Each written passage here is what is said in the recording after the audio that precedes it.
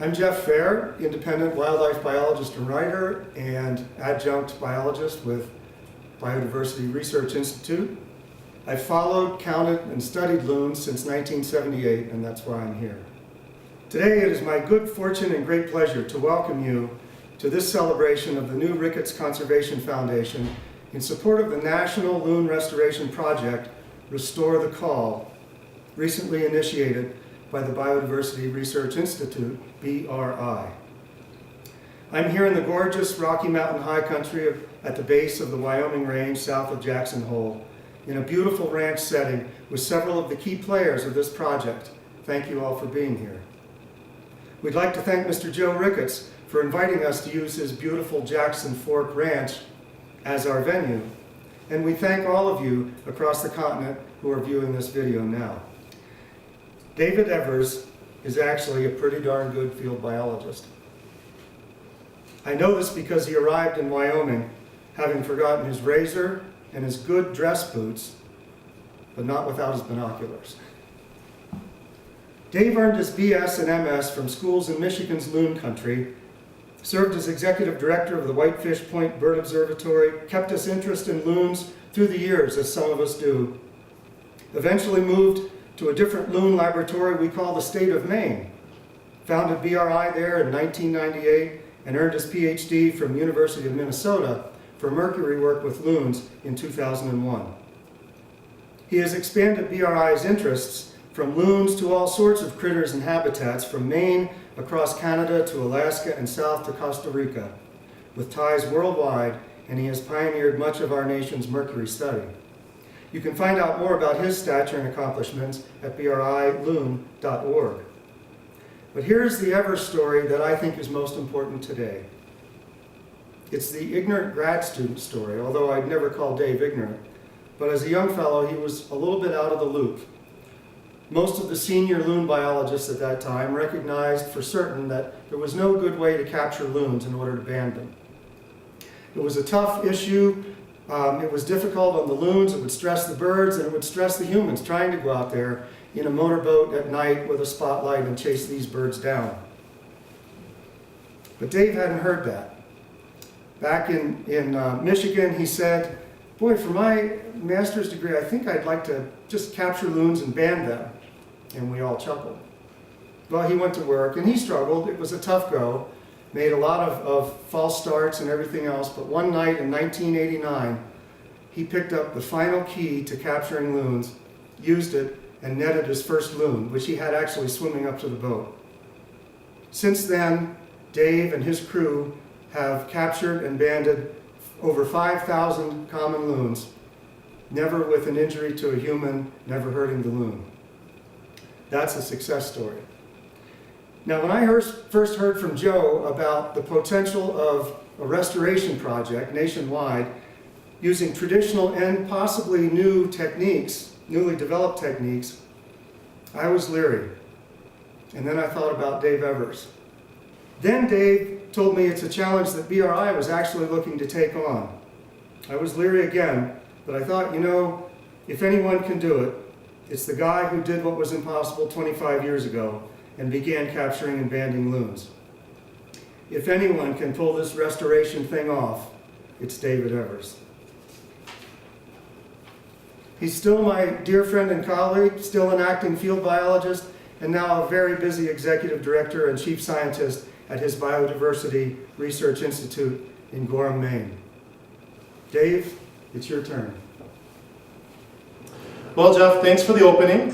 I appreciate your confidence, and I just know it has always been a team effort, and it always will be. At this time, I'd like to introduce our project, Restore the Call. BRI has been very fortunate to receive a grant from the Ricketts Conservation Foundation thanks to the vision of Joe Ricketts. A vision that will now have profound impacts on loon conservation for a long time.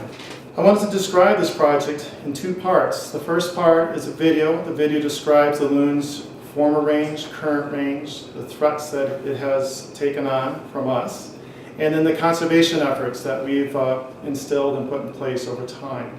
Secondly, there's a PowerPoint presentation, and in that PowerPoint presentation, I'll have a bit more detail on the project itself. So with that, dim the lights, Sit back and enjoy the video.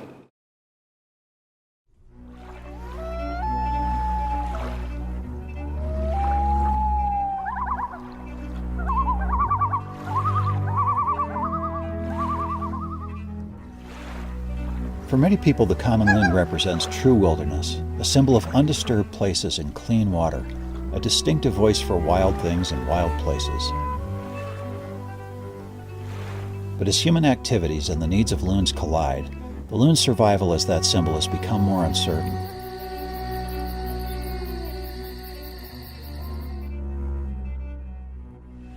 This story begins 14,000 years ago as receding North American glaciers formed a network of deep, clear lakes, creating the ideal habitat for common loons. In the late 19th century, robust populations of breeding loons could be found throughout Canada and south to Pennsylvania, Indiana, Illinois, Iowa, and across to Northern California. As people shifted from a culture of subsistence hunting to shooting for sport, and houses and camps encroached on nesting habitat along the shorelines, loon populations suffered serious declines. Within a few decades, the loon's southern range had been greatly reduced, and in some areas they disappeared altogether. Over the past 50 years, through dedicated research and conservation efforts, loons began to repopulate some of their former ranges.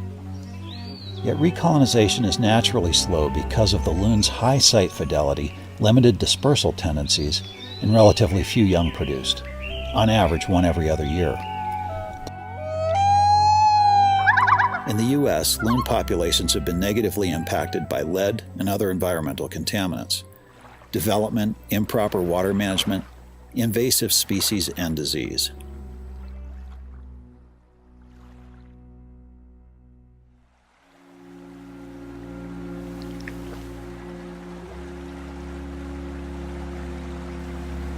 Bird Studies Canada predicts a loss of loons to cause an inability to maintain sustainable populations across Canada as early as 2016 due to mercury pollution compounded by acid rain.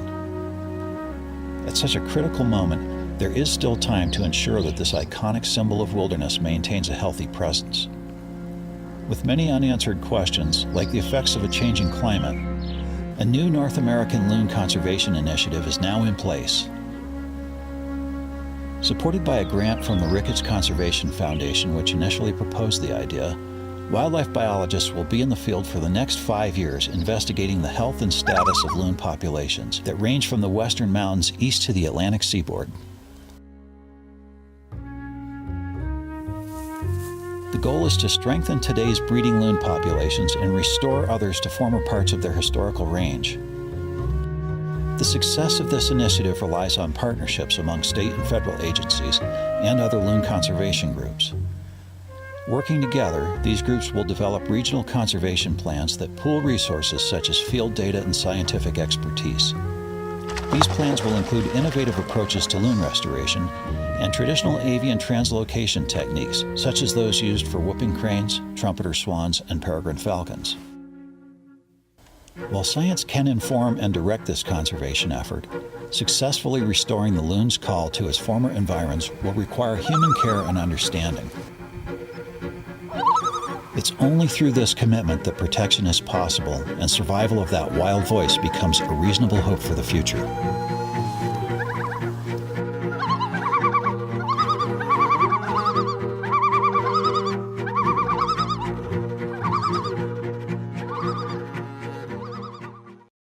Hopefully that video production really caught your interest. It was a really fun piece to put together, and I think it really does say a lot. So I wanted to provide a bit more detail on the project itself with this PowerPoint presentation. The overarching objectives of this project are twofold. The first is to strengthen existing breeding populations, and the second is to help restore breeding populations to their former range. There's different states where that happens. Here's a map of the range of the loon, both historical and current. Put a lot of time into this map. The map shows the range of the loon back in the 1870s, which is that light tan area, and how the loon was impacted by our activities for the past 100 years. And that range moved north up to the dark brown line. And then since the 1970s, various conservation efforts have really helped the loon recover in some places. And you can see those places in light green. The light green areas in the Northeast, and some places in the Great Lakes. That is a really good example of how conservation efforts can turn things around. But also you see some orange there. Those orange areas are areas where the loon population is still receding. There's still problems. So we decided to look at this project as a national initiative and to examine the 3 population centers for breeding loons around the country.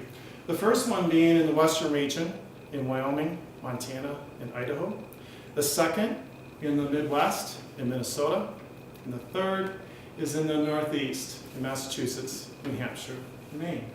So those are the 3 areas that we're focusing in on this project. So the near-term plans for the next couple of years are to establish state and region-based working groups. Those working groups end up being very important as a platform for us to work in coordination and collaboration with governmental agencies. Very key. And also nonprofit groups that are involved with loon surveys and loon conservation efforts also end up being part of these working groups. We've already put one together in Wyoming, and we're working to put others together in other states. Another part of the near-term effort is to create the work plans, so conservation and management plans. So these working groups will come together over the next year or so, and we'll pull together conservation and management plans that provide a way to prioritize how we want to make sure we recover, restore, and strengthen loon populations. It's a very good way to have something on paper so we're all on the same page in the end. Also along the way, I will work on the U.S. Fish and Wildlife Service's Conservation Management Plan that was last put together in 2007. A lot has happened with loon research and conservation in the last 6 years, and with this effort we'll be able to update that federal plan. That federal plan will fit into these state and regional plans as well.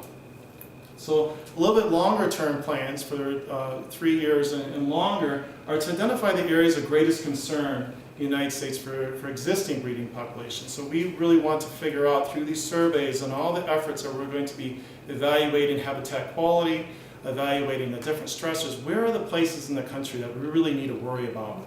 And those are the places that we want to, with this project, is to identify where those problems are and relieve and restore and reverse those sort of stressors. So I think that's a very important part of this. We can feed into what the governmental agencies need from a management, policy, and outreach approach. And second, we want to identify areas of greatest potential for restoring breeding populations. And this is the novel component for this project, is that we want to restore loons into areas where they formerly were. That is something that has not ever been done before. There's a lot of traditional techniques that we can use out there for translocating birds to new areas to help give them a kickstart to recover areas where they formerly were. We can do that with loons. It has been done with falcons, cranes, and swans. We can use those sort of practices for loons as well, and I think we can really make that work. Before we get there, we need to identify where those areas are and make certain that the areas that we choose are indeed the areas that we want to be at for the sake of loons. So lastly, collaboration was really the key here. I think collaboration is always the key, but I think more so as we move forward as a society, more and more of our resources through governmental agencies are being used and prioritized for other things and other needs. Wildlife conservation is a very strong need. Wildlife conservation reflects ecological integrity, clean air, clean water. It's all the sort of things that we need and want. Wildlife and loons represent that clean air, clean water, so we can't lose track of that sort of connection that is out there. And loons help feed that to us. So with shifting resource trends, what I'm seeing is that there's less resources with governmental agencies, and there's more of a need to find another way of bringing those resources to bear for wildlife conservation purposes. And the Ricketts Conservation Foundation and Joe Ricketts are a very good example of that new paradigm of where there's individuals and foundations that are taking the bull by the horns and making a difference and seeing that wildlife conservation is important indeed for wildlife, but for society itself. And having that legacy for generations to come will be very important. I think our children and grandchildren will really appreciate that we thought ahead and made sure that we do have loons and other wildlife around. So I'd like to just finish, I think, with a solid collaboration spirit. I believe there is a great hope for the loon's future and wildlife conservation in general. For years, I've teased my dear friend Dave Evers, head of BRI, for taking so much time in the office and at meetings around the world and not getting out in the field enough. Mostly, I was trying to shame him back into the field for a day or two of work in our old traditional way under the northern skies, chasing loons. Sometimes I could do it. One day this past June, Dave and I and Vince, BRI's chief field presence in this area, were out looking at the loon lakes with Joe. After bushwhacking through thick forest and heavy undergrowth and over deadfalls into a small lake called Arizona Lake, we found the loon pair there had hatched a chick and they were out on the lake together, and so were a pair of swans. I could not believe Joe's excited reactions. He was nearly overwhelmed at seeing the loon family, their interactions with the pair of swans, and the wild, productive, gorgeous lake and wetland around us. He exulted, sang praises, and nearly danced with joy. I knew then that his conservation energy was genuine. He has the underpinnings of a real field biologist, in fact. Joy, dedication, and contribution. When things quieted down out there by Arizona Lake that day, I made an observation out loud. Well, here we are, I said. 3 field biologists and Dave Evers. I don't know which reaction I enjoyed more, Dave's wince or Joe's outburst of gracious laughter. So here he is, founder of the Ricketts Conservation Foundation and honorary field biologist, Joe Ricketts.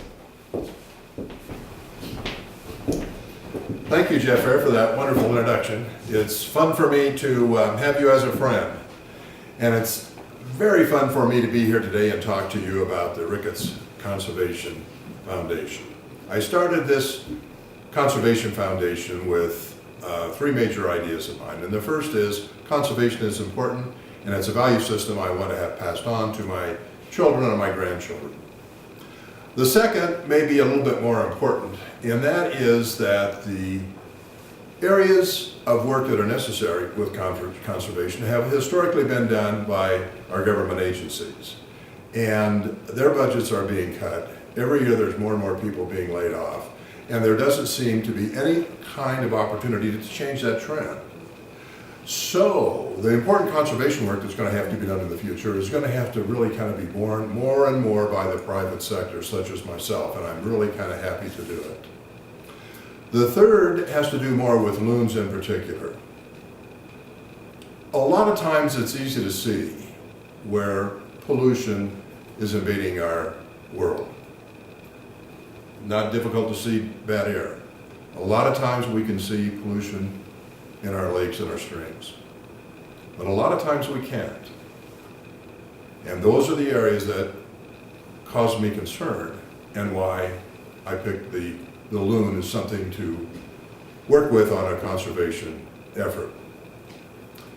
And the way that this pollution comes into our streams and lakes is through the industrial pollution out of the smokestacks of our factories around the world, which put that pollution into the atmosphere, which then blows all over the world, or it can blow all over the world. And the way it comes back to Earth is acid rain and mercury. This is a toxic pollution that gets into our lakes and streams. We can't see it, we can't smell it, and we can't taste it. So we don't know it's there. But if it's allowed to continue, it will destroy the evolutionary systems that work in lakes and ponds that is so necessary to keep them healthy and not bother human beings. But there is a species that does react to this acid rain and mercury, and that's the loon. When loons recede from a lake or a pond, it's very difficult to get it to come back. First of all, you have to clean up the lake. And due to the nature of the loon itself, it's not easy to get them to resettle into areas where they've been in the past. So picking the loon, to me, is an indicator that what might be happening throughout nature. You know, it's the canary in the mine. If the canary dies, the miners know they have to get out of there, they're gonna die. If we don't protect the loons, we are gonna have some implications on human nature that are not gonna be nice. The side benefit of all of this is that the loons are beautiful and they have an iconic call. So that part of it is fun. But the part that is important and the part that we have to pay attention to is to make sure that we have clean lakes, we have clean ponds, and that we can reestablish loon populations in areas of North America where they have retreated. How do you go about doing the work that has to be done as I just described? Well, I was fortunate enough to find BRI and Dave Evers, who have been working at this issue, this problem for more than 20 years. So they are the foremost experts in loon populations, reintroduction, and pollution in lakes and streams. So it was with great pleasure that I was able to form this relationship and map out the work that's going to have to be done over the next few years to make sure that we have got the issue of the pollution and the loons really in a way that will allow us to say, hey, we're happy to leave these lakes, we're happy to leave these ponds to our children and our grandchildren. Thanks. So with this collaborative spirit, I believe there's great hope for the loons' future and wildlife conservation in general. And I'd like to end with that and give a big thank you to Joe. Thank you so much, Joe, for everything. Certainly is a pleasure. And I really appreciate the Ricketts Conservation Foundation and the work that they have helped contribute to here. And I think it'll have a profound impact on loon conservation for a long, long time. And if you have further questions or you want more information about this project, please go to our BRI's Loon Center homepage and you can ask questions there and we'll provide the information that you're looking for.